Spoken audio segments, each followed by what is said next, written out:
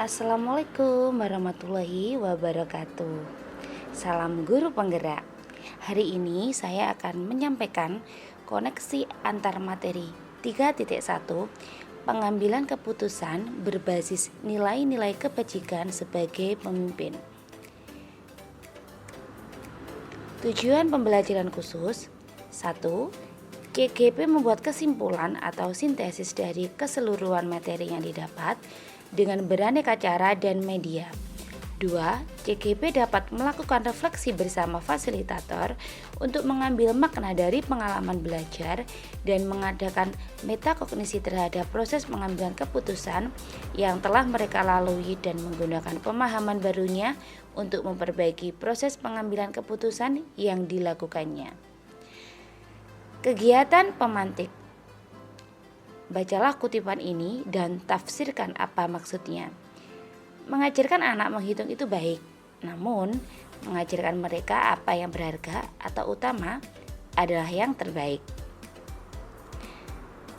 Pernyataan ini adalah dari Bob Talbot. Pertanyaan 1.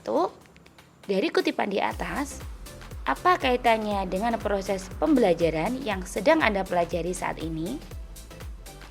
Menurut saya, proses pembelajaran yang dihadapi adalah dilema etika dalam suatu pembelajaran yang mengedepankan materi atau nilai dari sebuah materi melalui pendidikan karakter. 2. Bagaimana nilai-nilai atau prinsip-prinsip yang kita anut dalam suatu pengambilan keputusan dapat memberikan dampak pada lingkungan kita? Jawabannya, dalam suatu pengambilan keputusan harus dapat dipertanggungjawabkan dan dapat berpihak kepada murid. Saya berharap dapat memberikan dampak yang baik dan positif bagi seluruh warga sekolah. Pertanyaan selanjutnya, bagaimana Anda sebagai seorang pemimpin pembelajaran dapat berkontribusi pada proses pembelajaran murid dalam pengambilan keputusan Anda? Jawabannya, sebagai pemimpin pembelajaran, maka kita harus dapat menuntun sesuai dengan kodratnya.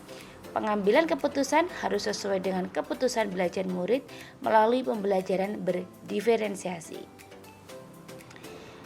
Menurut Anda, apakah maksud dari kutipan ini jika dihubungkan dengan proses pembelajaran yang telah Anda alami di modul ini? Jelaskan pendapat Anda. Education is the art of making man ethical. Pendidikan adalah sebuah seni untuk membuat manusia menjadi berperilaku etis. George Wilhelm Friedrich Hegel. Pembelajaran yang memberikan pengetahuan untuk mengambil sebuah keputusan dilema etika atau bujukan moral dengan memperhatikan nilai-nilai kebajikan universal, tanggung jawab dan berpihak kepada murid yang dapat diputuskan melalui 9 langkah pengambilan keputusan. Bagaimana filosofi Ki Hajar Dewantara dengan Pratap Triloka memiliki kaitan dengan penerapan pengambilan keputusan sebagai seorang pemimpin? Pratap Triloka yang digagas oleh Ki Hajar Dewantara yang terkenal dengan semboyan Ing Ngarso Sing Tulodo, Ing Madya Mangunkarso, Tut Wuri Handayani, artinya di depan memberi tauladan, di tengah membangun motivasi atau dorongan, di belakang memberi dukungan. Sebagai pendidik, kita harus menyadari bahwa setiap anak membawa kodratnya masing-masing. Kita hanya perlu menuntun segala yang ada pada anak, mengarahkan dan memberi dorongan supaya anak dapat berproses dan berkembang. Dalam proses menuntun, anak akan diberi kebebasan. Dalam hal ini, guru sebagai pamong memberikan tuntunan dan arahan agar anak tidak kehilangan arah serta membahayakan dirinya, serta anak menemukan kemerdekaannya dalam belajar, sehingga akan berdampak pada pengambilan keputusan yang tepat dan bertanggung jawab. Dalam hal tersebut, maka harus mampu mengambil keputusan yang berpihak pada murid serta bijaksana. Berdasarkan hal tersebut, guru sebagai pemimpin pembelajaran sudah sepatutnya menerapkan pengambilan keputusan yang berpihak pada murid dengan menerapkan 4 paradigma pengambilan keputusan, 3 prinsip penyelesaian dilema, dan 9 langkah pengambilan dan pengujian keputusan. Bagaimana nilai-nilai yang tertanam dalam diri kita? berpengaruh kepada prinsip-prinsip yang kita ambil dalam pengambilan suatu keputusan. Etika terkait dengan karsa karena manusia memiliki kesadaran moral. Akal dan moral, dua dimensi manusia yang saling berkaitan. Etika terkait dengan karsa karena manusia memiliki kesadaran moral. Dari kutipan tersebut bisa menarik kesimpulan bahwa karsa merupakan suatu unsur yang tidak terpisahkan dari perilaku manusia.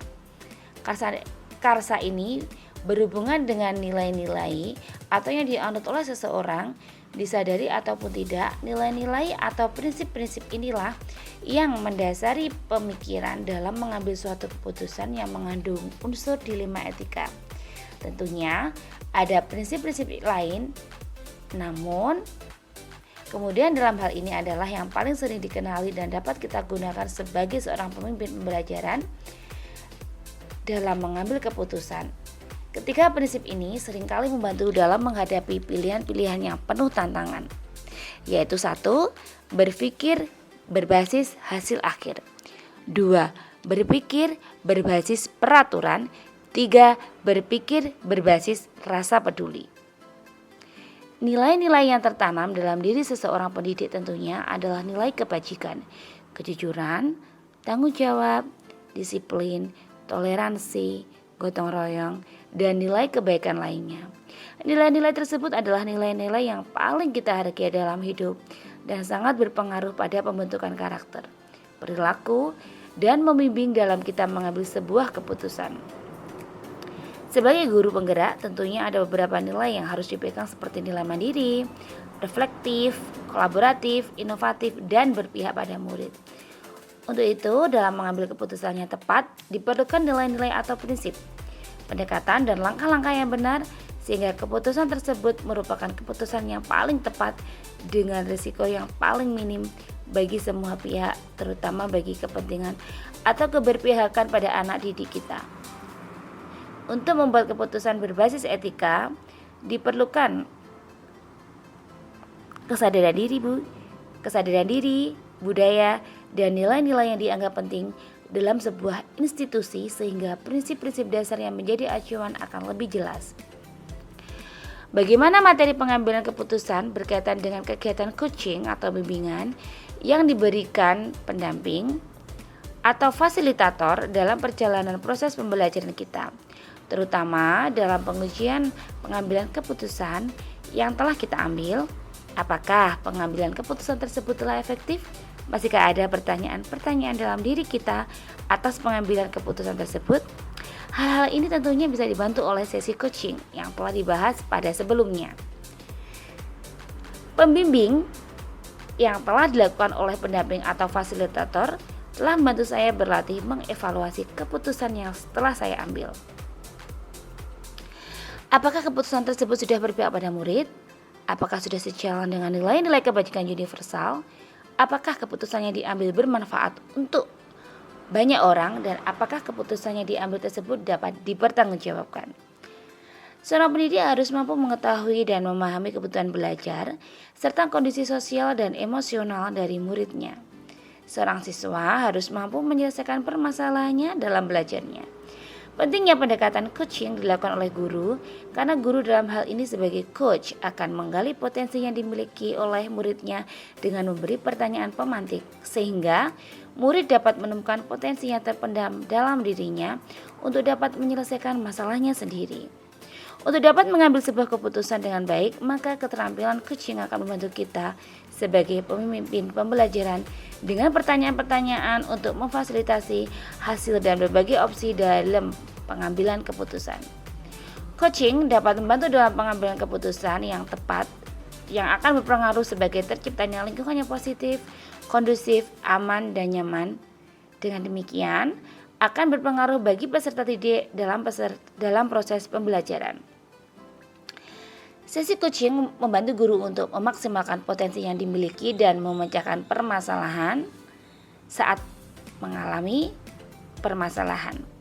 Sehingga pada saat menentukan suatu permasalahan di dilema etika, seorang guru dapat mengidentifikasi suatu permasalahan dengan teknik coaching sehingga mampu menghasilkan keputusan yang tepat dan berpihak pada murid.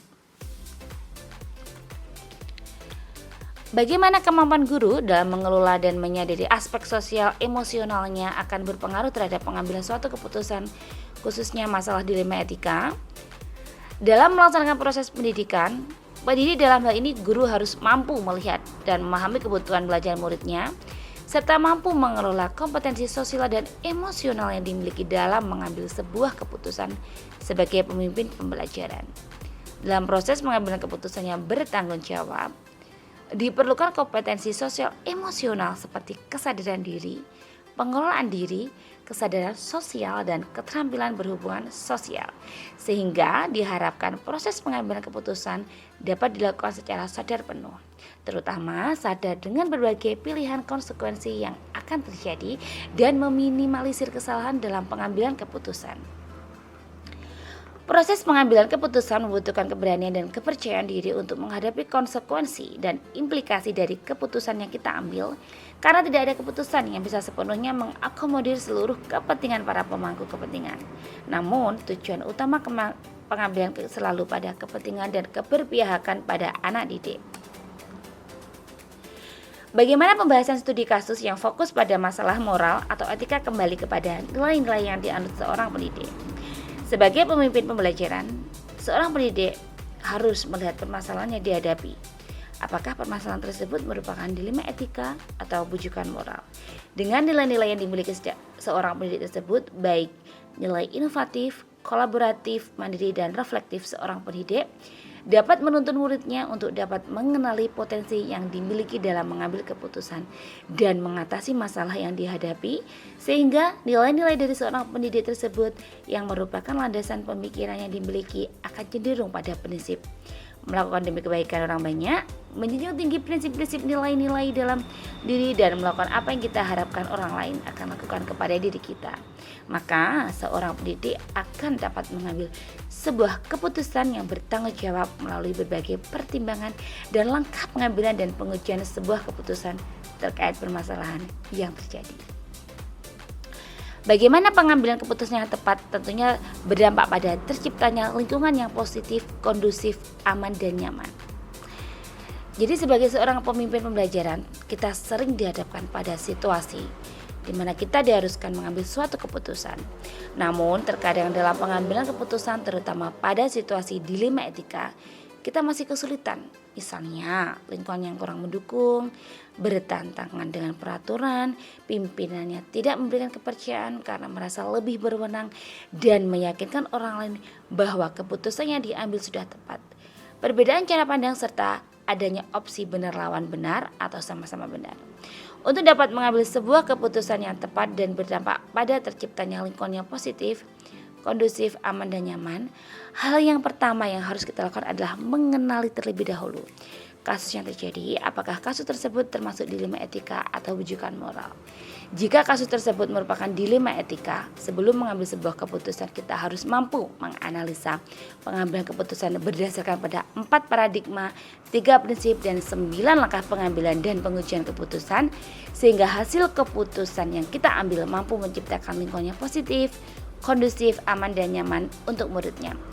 Intinya, pengambilan keputusan yang tepat terkait kasus-kasus pada masalah moral atau etika hanya dapat dicapai jika dilakukan melalui 9 langkah pengambilan pengujian keputusan. Dapat dipastikan bahwa jika pengambilan keputusan dilakukan secara akurat melalui proses analisis kasus yang cermat dan sesuai dengan 9 langkah tersebut, maka keputusan tersebut diyakini akan mampu mengakomodasi semua kepentingan dari pihak-pihak yang terlibat. Maka hal tersebut akan berdampak pada terciptanya lingkungan yang positif, kondusif, aman, dan nyaman. Apakah tantangan-tantangan di lingkungan Anda untuk dapat menjalankan pengambilan keputusan terhadap kasus-kasus dilema etika ini? Adakah kaitannya dengan perubahan paradigma di lingkungan Anda? Jadi kesulitan yang dialami di lingkungan saya dalam pengambilan keputusan adalah kesulitan atau kendala yang bersumber pada pengambilan keputusan, di mana dalam mengambil keputusan tidak melibatkan guru atau warga sekolah lainnya. Sering terjadi perbedaan pandangan di antara pihak-pihak yang terlibat dalam kasus yang mempersulit tercapainya kesepakatan, dan sering dalam pengambilan keputusan tersebut kita tidak mempunyai pilihan yang lain. Karena aturan yang ada pada pimpinan atau sekolah, adanya nilai-nilai kesetiakawanan yang masih kental dalam budaya di lingkungan menimbulkan rasa kasihan, lebih dominan dan terburu-buru dalam mengambil keputusan. Kesulitan-kesulitan di atas selalu kembali ke masalah perubahan paradigma di lingkungan. Apakah pengaruh pengambilan keputusan yang kita ambil ini dengan pengajaran yang memerdekakan murid-murid kita? Bagaimana kita memutuskan pembelajaran yang tepat untuk potensi murid kita yang berbeda-beda? Sebagai seorang pendidik, saya merasa terbantu dengan penjelasan materi dari modul 3.1 ini tentang keputusan sebagai pemimpin pembelajaran, karena sebelumnya kita sering menemukan dilema, namun kita belum bisa menyelesaikan permasalahan dengan mengambil sebuah keputusan dengan tepat. Dengan semua materi yang telah dipelajari dalam modul ini, maka ketika kita mengambil keputusan harus memperhatikan beberapa hal penting terkait 4 paradigma, 3 prinsip dan 9 langkah pengambilan dan pengujian keputusan. Maka keputusan yang kita ambil akan berdampak baik kepada murid, karena pada dasarnya tujuan pembelajaran adalah dapat memberikan keselamatan dan kebahagiaan pada murid. Sehingga dengan keselamatan dan kebahagiaan yang didapatkan oleh murid, maka kita telah mampu memerdekakan mereka dalam belajar pendidik. Sudah seharusnya memberikan keputusannya bersifat positif, membuat siswa merasa nyaman dan tenang. Semua dilakukan untuk memerdekakan siswa dalam mencapai keselamatan dan kebahagiaan belajar mereka, karena pengambilan keputusannya tepat akan mempengaruhi pengajaran seorang guru untuk mewujudkan pendidikan yang memerdekakan murid.